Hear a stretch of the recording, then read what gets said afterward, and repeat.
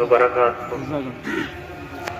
إن الحمد لله نحمده ونستعينه ونستغفره ونؤمن به ونتوكل عليه ونعوذ بالله من شرور أنفسنا ومن سيئات أعمالنا من يهده الله فلا مضل له ومن يضلل فلا هادي له وأشهد أن لا إله إلا الله وأشهد أن محمدا عبده ورسوله أما بعد فقد قال الله تعالى في القرآن العظيم والفرقان المجيد أعوذ بالله من الشيطان الرجيم بسم الله الرحمن الرحيم يا أيها الناس اتقوا ربكم الذي خلقكم من نفس واحدة وخلق منها زوجها وبث منهما رجالا كثيرا ونساء واتقوا الله الذي تساءلون به والأرحام إن الله كان عليكم رقيبا. அளவற்ற அருளாளரும் நிகரற்ற பேரன்புடனுமாகிய ஏக இறைவனின் சாந்தியும் சமாதானமும் சத்தியத்தை இறுதி தூதராக வந்து எடுத்து கூற வந்த முஹம்மது நபி ஸல்லல்லாஹு அலைஹி வஸல்லம் அவர்கள் மீதும் அவர்களை பின்பற்றி வாழ்ந்த உத்தம சஹாபாக்கள் மீதும் குறிப்பாக இங்கு குழுமியிருக்கும் நம் அனைவர்கள் மீதும் என்றென்றும் நிலவட்டுமாக. அன்பிற்கினிய சகோதர சகோதரிகளே, புனிதமிக்க ரமலான் மாதத்தை முடித்துவிட்டு நாமெல்லாம் இறைவன் நம்மீது கடமையாக்கிய ஈதுல் ஃபித்ர் பெருநாள் தினத்தன்று இறைவன் தனது திருமறையில் கடந்து சென்ற ரமலானை பற்றி சொல்லும் பொழுது யா அய்யுஹல்லதீன ஆமனு குத்திப அலைஹிமுஸ் ஸியாம் கமா குத்திப அலல்லதீன மின் கப்லிக்கும் லஅல்லகும் தத்தகூன். ஈமான் கொண்ட விசுவாசிகளே, உங்கள் மீது நோன்பு கடமையாக்கப்பட்டது, உங்களுக்கு முன் சென்ற சமுதாயத்தின் மீதும் நோன்பு கடமையாக்கப்பட்டது. எதற்காக என்றால் நீங்கள் இறையச்சம் பெறுவதற்காக மட்டும்தான் இந்த நோன்பு கடமையாக்கப்பட்டது என்று வேறு எந்த காரணமும் இல்லாமல் தெளிவாக அல்லாஹ் கடமையாக்கப்பட்ட நோன்பின் காரணத்தை திருமறை குர்ஆனில் தெளிவாக சொல்லியுள்ளான். இந்த உலகத்தில் வாழக்கூடிய 7 கோடி மக்களும் பட்டினியாக இருந்து நோன்பு பிடிப்பதனால் அல்லாஹ்வுடைய கண்ணியத்தில் அந்தஸ்தில் எந்தவித ஏற்றமும் ஏறிவிடாது. அதே போன்று இந்த உலகத்தில் வாழக்கூடிய அத்தனை கோடி மக்களும் நோன்பை நாங்கள் புறக்கணிக்கிறோம் என்று கூறி நோன்பை விடுவதனால் அல்லாஹ்வுடைய அந்தஸ்திலோ கண்ணியத்திலோ எந்தவித இரக்கமும் ஏற்படாது. இந்த விசுவாசிகளை பட்டினி போட்டு இறைவன் சந்தோஷம் அடைவதும் கிடையாது.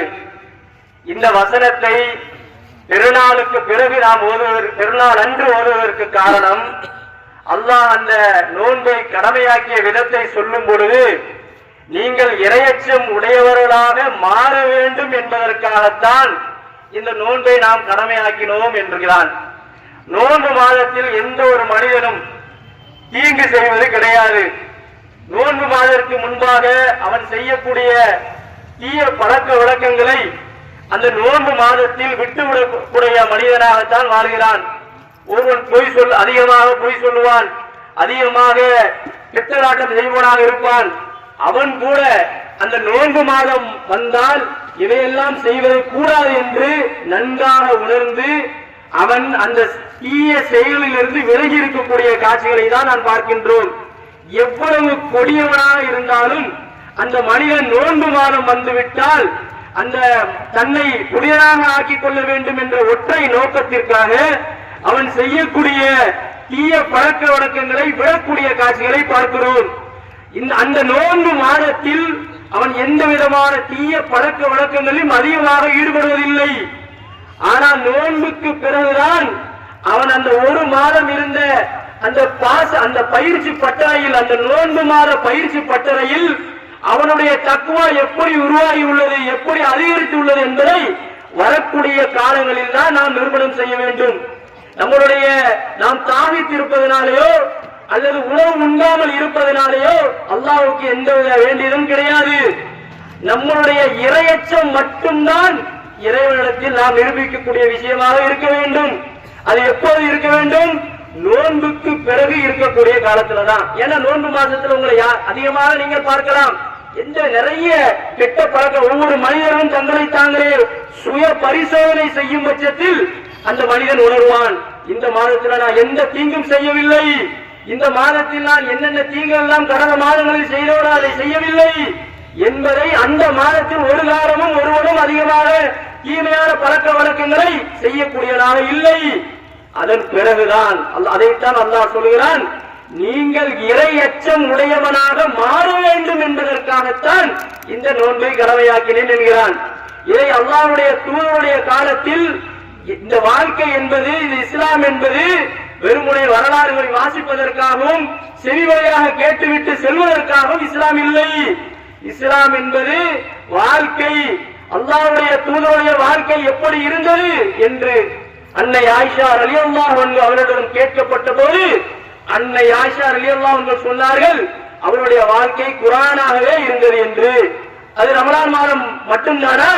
இல்லை, கண்டிப்பாக அவர்களுடைய வாழ்க்கை, அவர்கள் என்று தூதத்துவத்தை பெற்றார்களோ அதிலிருந்து இறக்கும் வரையிலும் அல்லாஹ்வுடைய தூதரின் வாழ்க்கை குர்ஆனாகவே இருந்தது. இதை உணர்த்தும் விதமாக அல்லாஹ்வுடைய தூதர் வணக்க வழிபாடுகள் மட்டும் நமக்கு அறிவுறுத்தவில்லை. எல்லா இடங்களிலும் இன்று நாம் பார்க்கிறோம், நாம் நல்ல முறையில் நல்ல புத்தாடைகளை உடுத்தி நாம் இந்த உரைக்கு பின்பாக வீட்டிற்கு சென்று நல்ல முறையில் உணவு உண்டோம். ஆனால் இன்று சில நாடுகளில் மக்கள் உண்க உணவில்லை, உடுக்க உடை இல்லை, இருக்க இடமில்லை.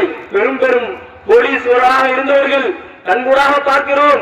சில நாடுகளில் பலஸ்தீனத்திலே நாம் பார்க்கின்றோம், மக்கள் எல்லாம் உடுக்க உடை இல்லாமல், இருக்க இடமில்லாமல், உண்ண உணவில்லாமல். எந்த அளவுக்கு என்றால் நோன்பு திறப்பதற்கு கூட நாம் எல்லாம் சுகபோகமாக உட்கார்ந்து நல்ல முறையில் திறக்கின்றோம்.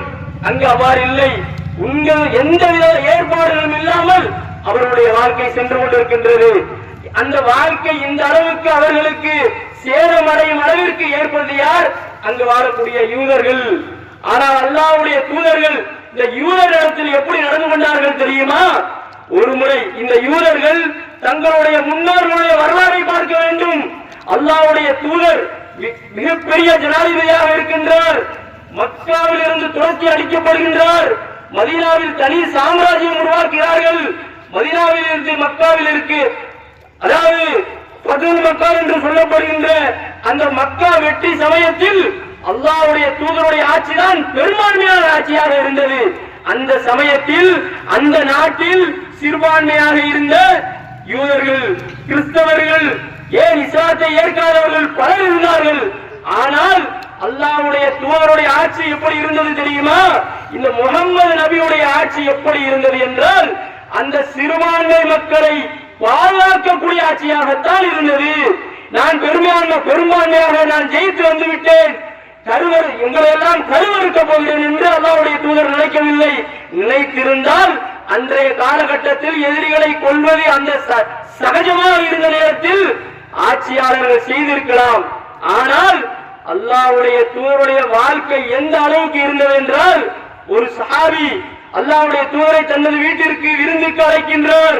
இந்த முகமது நபி அவர்கள் அந்த வீட்டிற்கு செல்கின்றார்கள். செல்லும் பொழுது அவர் சமைத்த உணவை பற்றி அல்லாஹ்வுடைய தூதர் முகமது நபி அவர்கள் கேட்கின்றார்கள். சஹாபியை பார்த்து, ஐயா, உங்களுடைய பக்கத்தில் வீட்டில் இருக்கக்கூடியவர்களை நீங்கள் உண்கின்ற உணவை கொடுத்தீர்களா? நீங்க சமைச்சு வச்சிருக்கீங்க, இந்த உணவை நீங்கள் அவர்களுக்கு கொடுத்தீர்களா என்று கேட்கும் பொழுது அந்த சஹாபி சொல்வதுதான் நமக்கு படிப்பினை.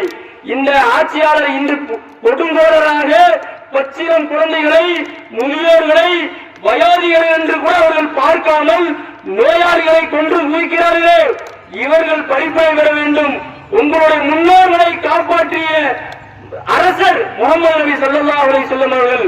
அவர் சொல்கிறார், அந்த சஹாபி சொல்கிறார், எந்த அளவுக்கு இறைவனுடைய தூதர் என்னை வலியுறுத்தினார் தெரியுமா?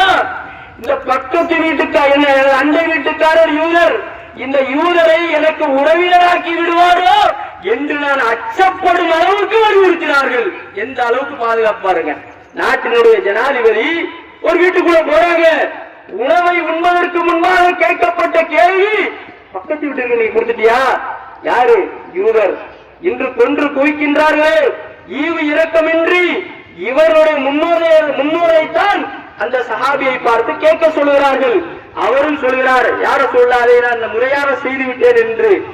எந்த அளவுக்கு அண்டை வீட்டாருடன் நாம், அது எப்படிப்பட்டவர்கள் நம்மை ஒழிக்க வேண்டும், இஸ்லாத்தை கருவறுக்க வேண்டும் என்ற அன்றைய தினத்திலேயே இருந்த யூத மக்களை எப்படி சகோதரத்துவத்துடன் வாழ வேண்டும் என்று அல்லாஹ்வுடைய தூதர் ஒரு உதாரணமாக இருக்கிறார். இது மட்டுமா, அல்லாஹ்வுடைய தூதருடைய காலத்தில் அவங்கள்ட்ட ஒரு சிறுவர், ஒரு யூதன் மதத்தை சேர்ந்த ஒரு சிறுவர் தூதரிடத்தில் பணிவிடை செய்து கொண்டிருக்கிறார். அந்த தூதருக்கு உடல்நிலை சரியில்லை என்ற செய்தி அல்லாஹ்வுடைய தூதருக்கு கிடைக்கும் பொழுது, அல்லாஹ்வுடைய தூதர் அந்த தூதரை, நோயாளிகளை சந்திப்பது எப்படி ஒரு நல்ல அறமோ, இஸ்லாம் அறிவுறுத்திய ஒரு செயலோ, அதனை செய்வதற்காக அல்லாஹ்வுடைய தூதர் அந்த தூதருடைய வீட்டிற்கு, அந்த சிறுவனுடைய வீட்டிற்கு செல்கிறார்கள். சென்று சிறுவன் நோயில் படுத்து கிடக்கிறான். அல்லாஹ்வுடைய தூதர் கேட்கிறார்கள், எப்பா அல்லாஹ்வுடைய மார்க்கத்தை ஏற்றுக்கொள். அல்லாஹ்வுடைய தூதர் அவர்கள் தன்னுடைய அந்த மார்க்கத்தை எல்லா இடங்களிலும் தாவா செய்யக்கூடிய நிலையில் தான் இருந்தார்கள். அந்த சிறுவனத்தில் சொல்கிறார்கள், இறுதி கட்டத்தில் இருக்கக்கூடிய அந்த சிறுவனத்தில் கேட்கின்றார்கள், எப்பா அல்லாஹ்வுடைய மார்க்கத்தை ஏற்றுக்கொள், தூதரனை ஏற்றுக்கொள் என்று சொல்லும் பொழுது அவர்கள் சொல்லுகிறார்கள், அந்த சிறுவனின் அருகில் இருக்கக்கூடிய அந்த தகப்பனார் சொல்லுகிறார், தகப்பன் சொல்லுகிறார், எப்பா முகமதுடைய பேச்சை கேளு, முகமதுடைய பேச்சை கேட்டுக்கொள். எப்படி ஒரு நாட்டினுடைய ஜனாதிபதி அவரை பார்த்து சொல்லுகிறார், அந்த சிறுவனுடைய தந்தை சொல்லுகிறார், இந்த முகமதுடைய பேச்சை நீ கேள் என்று சொல்கிறார். அவரும் முகமதுடைய பேச்சை கேட்கிறார். இஸ்லாத்தை தழுவியதாக நாம் செய்தியை காணுகிறோம். அப்ப எந்த அளவிற்கு இந்த இஸ்லாமிய மார்க்கத்தில் நல்லுணர்வை பேணக்கூடிய ஒரு மார்க்கமாக திகழ்கின்றது. ஆனால் இன்று நம்மளுடைய செயல்பாடுகளை நாம் சுய பரிசோதனை செய்து கொள்ள வேண்டும். நம்மளுடைய மார்க்கம் தொழுகையை மட்டும், நோன்பு வைப்பதை மட்டும் சொல்லவில்லை. எந்த அளவுக்கு பிறர் நலனை நாட சொல்கின்றதோ அந்த அளவுக்கு நாம் நாடினால் மட்டும்தான் இந்த நோன்பை நாம் முழுமையாக கடைபிடித்து வரக்கூடிய காலங்களிலும் இந்த நோன்பை நான் நோன்பின் மூலமாக பெற்ற அந்த சுய பரிசோதனை முழுமையாக அடையும் என்பதை நீங்களும் நானும் உணர வேண்டும் என்று கூறி எனது உரையை நிறைவு செய்கிறேன். வாஹிரு தாவானா அல்ஹம்துலில்லாஹி ரப்பில் ஆலமீன். அல்லாஹ்வுடைய தூதர் அவர்கள் பெருநாள் தினத்தன்று ஒரு வழியாக வந்து ஒரு வழியாக செல்லக்கூடிய நிலையில்தான் இருந்தார்கள். அந்த சுன்னத்தை பின்பற்றக்கூடிய மக்களாக அல்லாஹ் உங்களையும் என்னையும் ஆக்குவானாக என்று கூறி, மாற்று வழியில் செல்லக்கூடிய மக்களாக உங்களையும் என்னையும் ஆக்குவானா என்று கூறி எனது உரையை நிறைவு செய்கிறேன். வாஹிரு தாவானா அல்ஹம்துலில்லாஹி ரப்பில் ஆலமீன். அவர்கள் இறைவனிடத்தில் பிரார்த்தனை செய்து கொள்ளுமாறு கேட்டுக்கொள்கிறேன்.